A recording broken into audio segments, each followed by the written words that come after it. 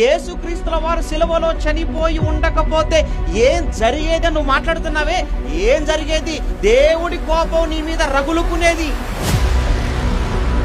నువ్వు చేసిన పాపాన్ని బట్టి ఆయన ఉగ్రత ఈ ప్రపంచం మీదకి వచ్చేది. దేవుని ఉగ్రత నుంచి, దేవుని కోపము నుంచి నిన్ను నన్ను ఈ ప్రపంచాన్ని తప్పించడానికి 2000 సంవత్సరాల క్రితం సిలువనెక్కి, సిలువలో మనందరి పాపాల కోసం ఆయన బలి అయి దేవుని కోపాన్ని చల్లార్చి మన మీదికి రాబోతున్న ఉగ్రతను తప్పించి మనల్ని నీతిమంతులుగా మార్చి పరిశుద్ధులుగా బ్రతకమని చెప్పి ఆయన మరణించినందుకు ఆయన సిలువ మరణాన్ని, ఆయన సిలువ త్యాగాన్ని హేళన చేస్తున్నారా? ఆయన సిలువ త్యాగం కోసం తప్పుగా మాట్లాడుతున్నారు.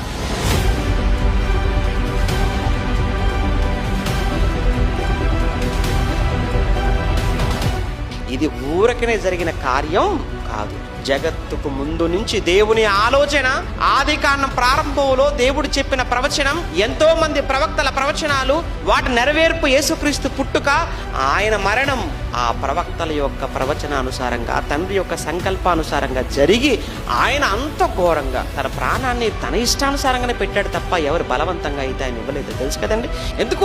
నేను చనిపోతే ఇంతమందికి నా చావు వలన మేలు జరుగుతుంది అనుకున్నప్పుడు నేను చావటానికి సిద్ధం. రుధిరం కాల్చి క్షమనందించిన రక్షకుడు, జయ కొట్టు నా క్రీస్తుకే. మరణం గెలిచి స్వర్గం చేరిన ద్వితీయుడు, జయ కొట్టు నా యేసన్నకే. భూమి నుండి స్వర్గానికి చేర్చే మార్గమితడు.